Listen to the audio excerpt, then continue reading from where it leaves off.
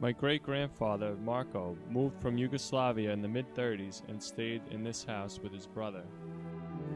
My grandparents, mother and aunt moved into a two-bedroom apartment on the third floor of this building in 1958 across the street from the Bohemian Beer Garden. My family purchased this house in 1962. Their neighbors were mostly German at the time. In the next few slides, you'll be able to see how Astoria has changed from the early 1900s to today.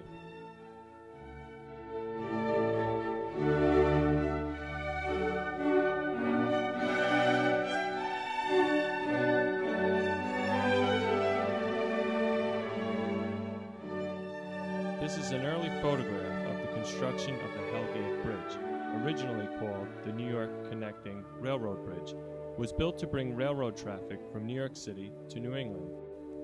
You can see how the rail line cuts across the neighborhood of Astoria. Here you can see the Hellgate Bridge from the Astoria Park Pool.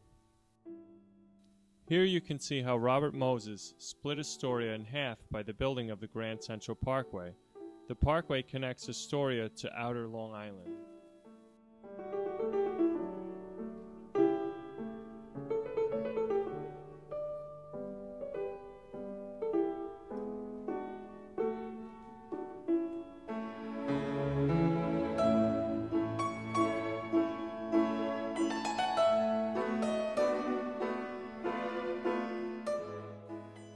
This is the construction of the Triborough Bridge by Robert Moses in 1935, and these are some of the construction workers that were working on the bridge at the time. The bridge connects Queens to Manhattan and the Bronx, as well as Randall's Island. You can see some of the development that took place from the 1940s to today on 30th Avenue and Steinway Street.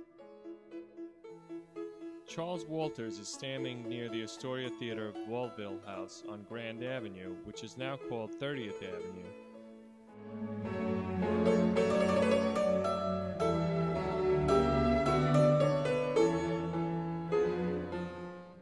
The corner of Steinway and Broadway has dramatically changed from a casino to a food shop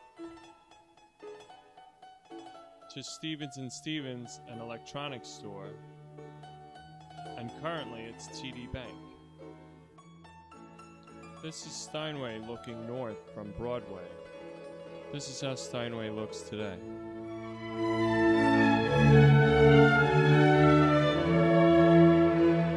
This is Isabella's, one of the oldest stores on Steinway, which has sadly gone out of business.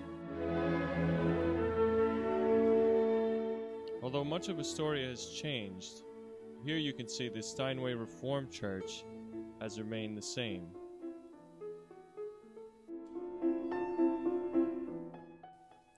Astoria used to have mainly a variety of Christian churches. Now Astoria has become more ethnically diverse.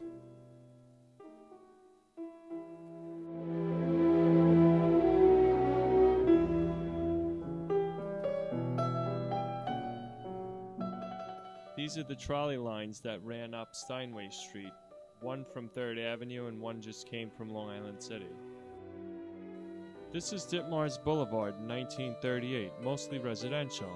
Now it's changed to mixed-use properties.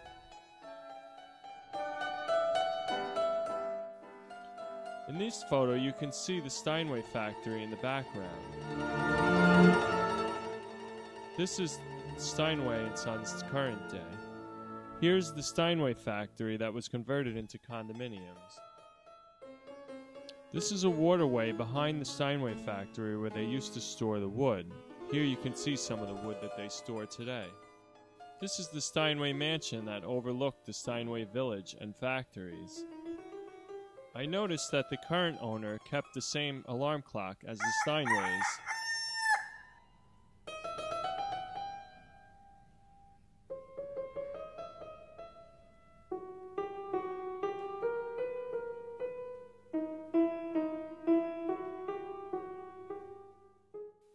This is North Beach in 1897.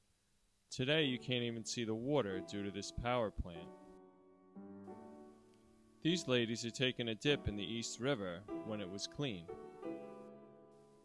This is the site of the Astoria movie studios. Current day, it's the Kaufman Studios.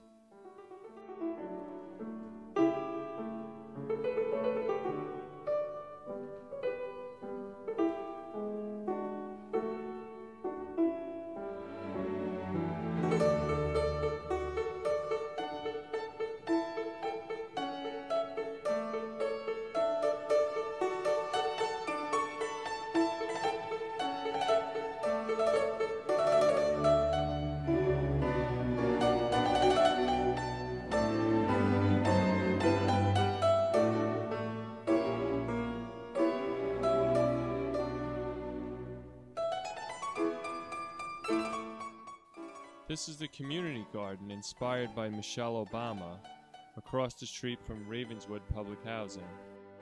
There are many locations reserved for parks for people throughout Astoria.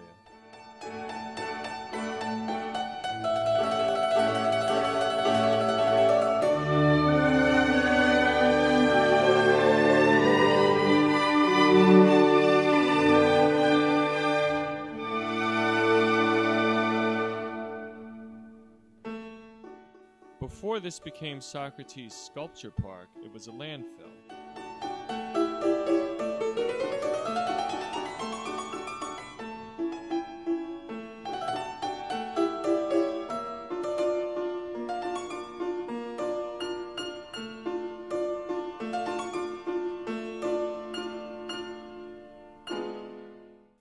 Here you can see the variety of homes throughout Astoria.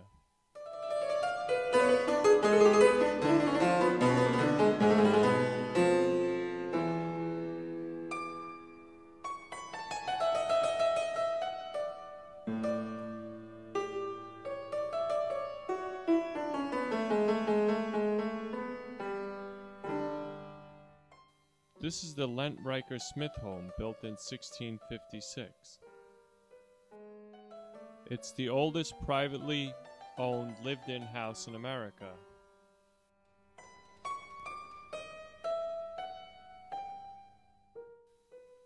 This concludes our historic and present-day tour of Astoria. Thank you for watching.